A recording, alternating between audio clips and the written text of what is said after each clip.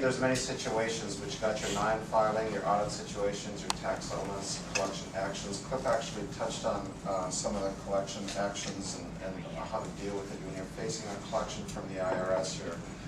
You're in trouble. There's back taxes owed. People are in over their head in that way. He already touched on the offer and compromise idea. It's very similar actually to the work that needs to be done with a debt settlement type of a thing where you have to list out all your expenses. Okay.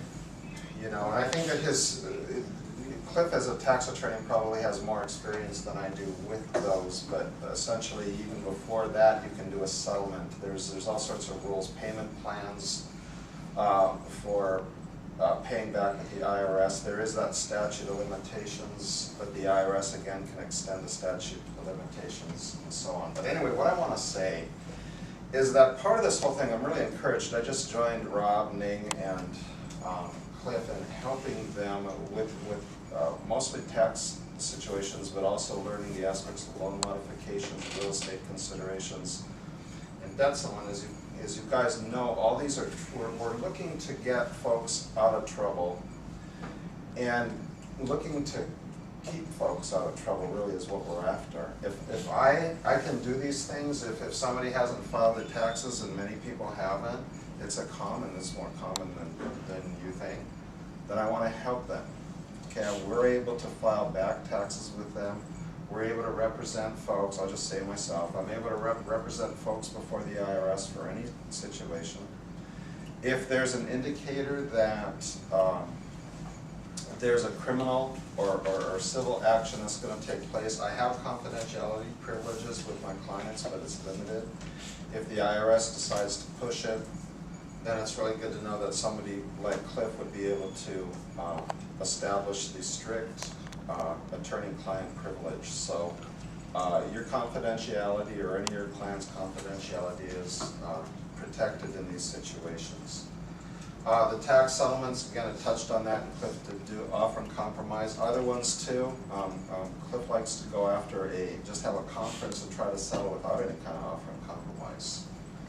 Any collection actions, and these collection actions could be anything at all. Some of you may have even seen them yourself. I have a notice of deficiency. A lot of times this is like an electronic audit that will happen where you get interest from a bank, or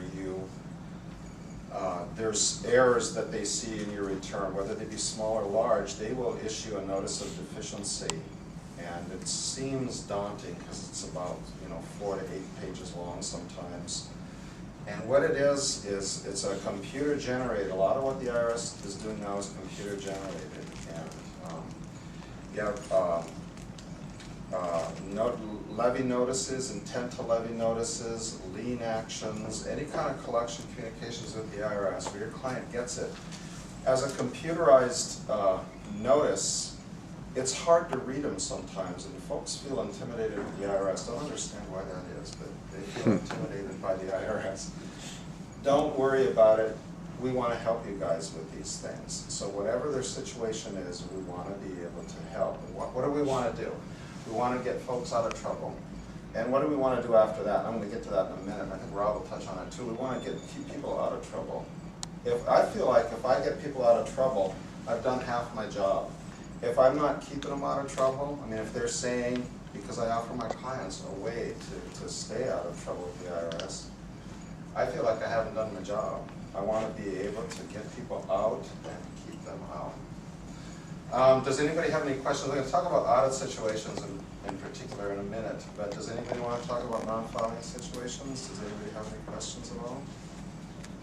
I'm going to pass my card. Who hasn't gotten my card?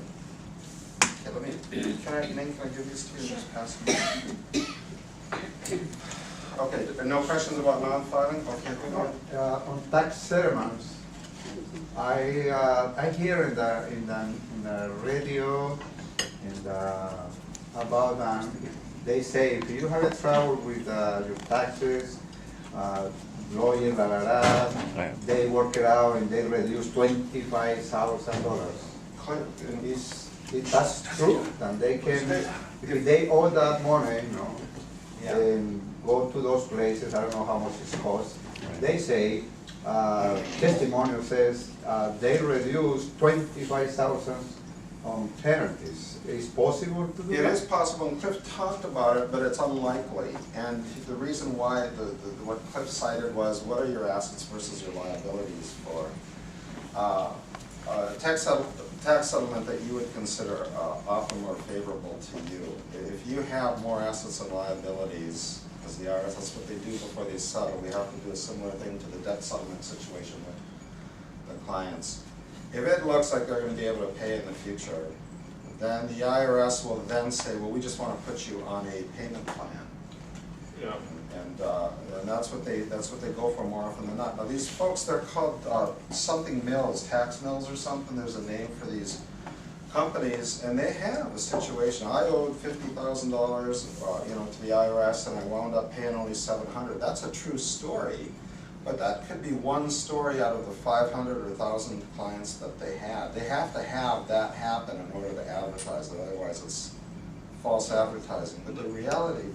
Yeah, let me just talk about the calculation that they do, because it sounds kind of mysterious in this hand waving, we have secret access. It's very straightforward, the calculation. Calculate the minimum lump sum payment the IRS or the Franchise Tax Board will accept. It's the net value of your assets. In other words, you take all your assets, subtract all your debts, times 5 years disposable income. How do they calculate disposable income? They have a formula for what your costs should be. For example, if you live in Contra Costa County, what your housing should be, what your utilities should be, your car payment, etc. Every single item, okay, there's allowable expense. You take your income for a month, subtract your allowable expenses, that's your net disposable income, times 60, 60. Whatever number that is, that's the minimum acceptable payment, right? You might be paying $2,500 a month for rent because you like a nice place in Walnut Creek. They might give you $1,500. Depending on your situation, it's based on your family size and a number of other things. But let's say you have disposable income of $1,000 a month, and you have no assets. Your house is underwater, car's underwater. What's the minimum lump sum payment? You got a net disposable monthly income of $1,000. What's your minimum lump sum payment? $60,000, right? That's it. There's no discussion. Okay?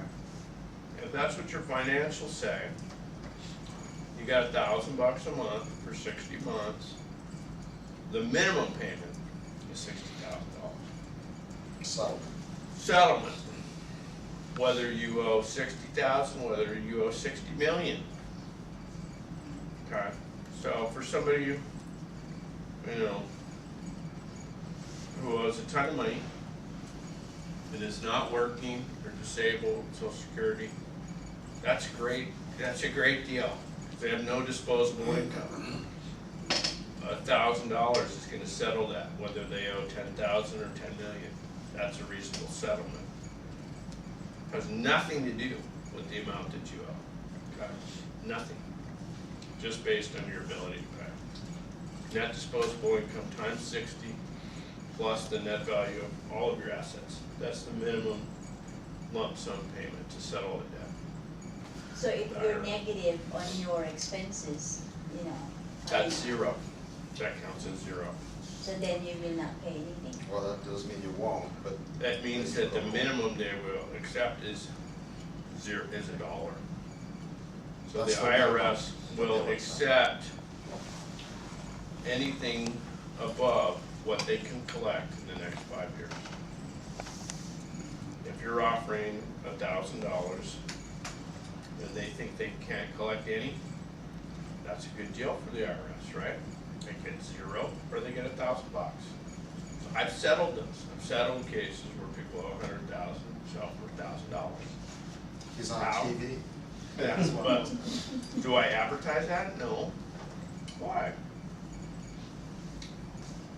I'm not looking for clients who have no obligation to pay the IRS anything. I'm doing them no favor by giving the IRS $1,000 that they'll never have to pay. Doesn't help the client, right? It might help them feel better because they're not getting calls from the IRS, they're not getting letters. But if a client's living on Social Security, they never have to pay a penny to the